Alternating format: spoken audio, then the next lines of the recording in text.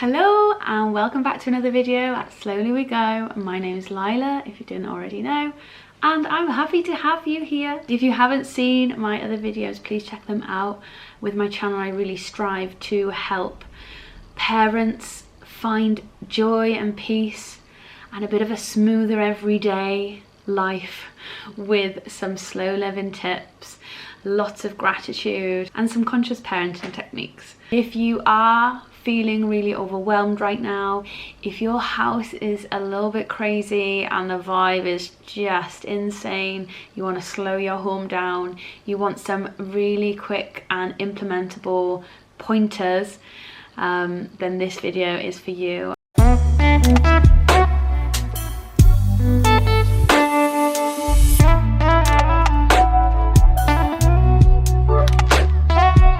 If we're honest with ourselves, this is a regular occurrence in parenthood, right? It's not all plain sailing, especially being a parent in this day and age. The world is just a little more crazier, so we need that little bit more help, and we need to help each other, guys, and we need to share all our tips and strategies and pointers that we discover along our journeys. We need to share them with each other. They say about it takes a village to raise a child, but it takes a village to raise a mama too, guys. Yeah, I said it. So I'm just gonna dive right in and start on these pointers because I know that's what you're here for. The first thing is something you can implement immediately if you are feeling overwhelmed, is to have a phone and social media detox, because it is toxic. We are bombarded with information on another level these days, guys. I'm not saying that phones and social media are without their pros. Like, we are living in the age of connectivity. We have never been more connected, yet we've never felt more disconnected, and it's because we are living life through these screens when we need to step away from these screens and live our lives in reality. We need to be stepping out into the world more. We need to see more skies than screens. We need to be in nature.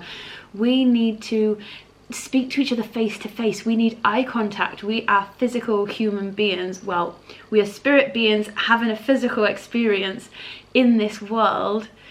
And you know, when we've now become all consumed in these phones, that we aren't having a physical experience. We're having an experience through lenses, says the woman making a video through a lens. But as I said, it's not without its pros. If you are intentional about how you use social media, if you are intentional about how you use your phone, if you know the amount of time you spend, you can actually check your screen time on your phone, dependent on device. When we are absorbing all this information at such a quick speed, for one, we are depleting our ability for something called delayed gratification. And it's so detrimental to how we experience gratitude on a daily basis. Also, if you think about the amount we are bombarded with daily via our phones, we have no outlet for that. It goes into our minds. And if you are, let's say, single with no children, it would be very easy to have that me time, that meditative time, that, you know, wind down, that space on your own to process thoughts and, you know, dissect them. And as mothers, as parents, we don't always have that time. So be conscious that you don't necessarily have the time to export all of that information that you have absorbed during the day. We don't always have the time, so you don't always want to be this one-way funnel. Be conscious, guys. Be conscious of what you are allowing into your brain, into your mind, into your emotions. You're not always going to have the time in the day to dissect and export and deal with. And if you're not conscious and intentional with what you are viewing and absorbing on your phone, it could all very well be quite negative. And that building up inside of you, undealt with, can lead to you feeling very, very overwhelmed without an answer as to why. So that's just a thought for you today to think about, being more conscious and intentional, and having a detox, guys. If you are feeling overwhelmed right now, start your detox. Something you can do, I mentioned getting into nature, living in the physical reality, but in terms of absorbing information, reading a book is a much slower paced way. It's something that our minds can deal with a lot more effectively. It's a lot more thorough, it's a lot more in-depth, it's a lot more, you can still live in the present moment, as in if somebody speaks to you, you're more likely to look up from a book than you are from your phone. And that's very important. If we as parents are surrounded by children, we need them to know that they're the most important thing, not these blue lit phones. So replacing for books can be very therapeutic, and they're not going to make you feel overwhelmed. They're not going to make you feel chaotic. And I guarantee you, you're less likely to pick a book up as frequently as you pick your phone up. And so that consumption of information is slower again. Tip number 2 that is going to help you feel a lot less overwhelmed might not be something that you've thought of. Now, when it comes to our mental health, we often come to the conclusion, you know, that we are in control of our mental well-being. It is us that needs to make the effort to make these changes in our lives to improve how we feel. And this is true. But there are aspects that are around us that need to be changed as well. And that is your friend circle, your family circle, the people that are around you affect you. We are vibrational beings, and you know, you just feel it when you're in a room with somebody that you just clash with. You feel that, oh, something just doesn't feel right. Couldn't tell you what, it just doesn't feel right, and it is just an energy clash.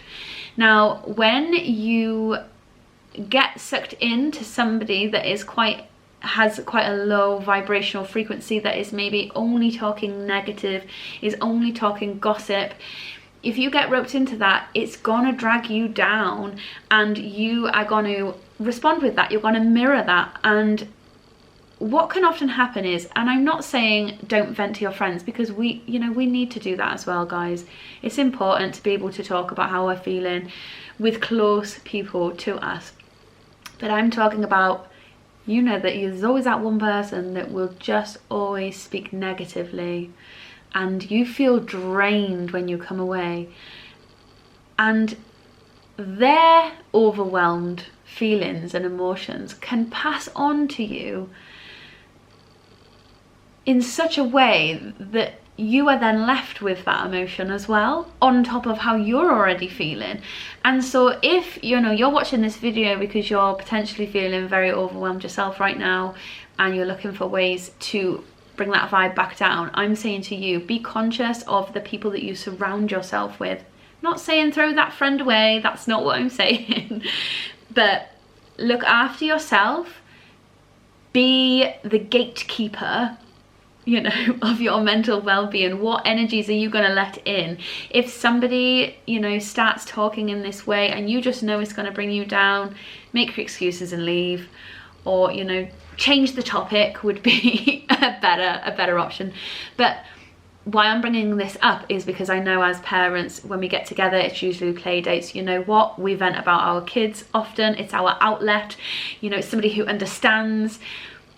But if we get into this cycle of always speaking negatively, we pass it on to each other, and then we're just in this cycle of overwhelmed emotions. It's a hard one, guys. It's a hard one to be picky with the people around you. Love the people around you hard, but be aware of the energies that affect you as well. It's important. It's important to protect your energy. Also, in terms of, who you're surrounding yourself with, what you're surrounding yourself with, somebody actually messaged me recently about feeling overwhelmed at the amount of things other mothers were doing with their children, and like extracurricular, I'm talking, outside of school, and feeling the pressure of needing to kind of meet that threshold, that busyness is on a pedestal. And actually all you need to do is be intuitive to your child. Do not feel peer pressured to attend all these extracurricular activities. If your child is gonna thrive off that, if they are up for it, fantastic. And if you're in a good place, fantastic. If your child is feeling overwhelmed and you're feeling overwhelmed at the pressure to keep up with it all, it's not good. You know, use your intuition, sense the mood, sense the home days needed. I talk about this a lot in other videos. And taking a little bit of a step back is not a bad thing. Having the home time with your family is not a bad thing. That is your safe space, guys. That is your place to rejuvenate, to bring your emotions and anxiety back down. It's your comfort. Do not let other people's peer pressure of this fast-paced society contribute to you feeling overwhelmed. My third and final tip today is, if you're feeling overwhelmed, vocalize this to your children. Try and explain, try and use words to these emotions, try and label them. And then once you've done that, explain and vocalize how mummy is gonna rectify this. What am I gonna do to help myself when I'm feeling this way? Mummy's gonna take a breath. Mummy's just gonna go and sit downstairs on her own for 5 minutes. Mummy's gonna make a cup of tea and you're gonna think about how I feel and everything's gonna be okay. What I'm trying to get at here is role modeling how you deal with feeling overwhelmed. And actually through doing this, through practicing being a role model for them, you are gonna in turn help yourself. So using these negative emotions and this really awful feeling of anxiety and just everything's just too much, turning it, using it to your advantage, it is now a lesson. It is now a lesson for your children in how you deal with them. And you know what? It is going to do your kid wonders, because they're going to learn from you how to self-regulate, because they've watched their parents do it. They've watched that actually this is okay. Mummy doesn't always put on a brave face. She's not always okay. But you know what? I've watched how she deals with that. I've watched how she's turned it around and how she sat with her emotions and then how she's come out the other side. And they're lifelong lessons. And it's not always easy. That's probably the hardest point, because that's going to take some practice. But through, when you feel these emotions, when you feel in this way, if you try to make your first thought of, okay, this is a lesson, my kids are watching me right now, let's not escape, let's not just opt for escapism and to brush it under the rug, or let's not bottle it up either, because then you will explode or implode, but let's actually talk it through out loud to my child as a lesson, and in turn you're kind of talking to your inner child. Woo! I hope these tips really help. They maybe weren't what you were expecting. They might not work for everybody, but I'm saying these are 3 things that I've done that really help me zen. They bring a nice slower pace to my soul and to my home, and I wish it upon every mother, every parent out there. If this wasn't enough, if you're not feeling any better after watching this, check a couple of my other videos out, see if there's any more points in there that may help you, because I just want every mama to feel a bit of calm. I'm gonna see you in the next video, guys. See you later.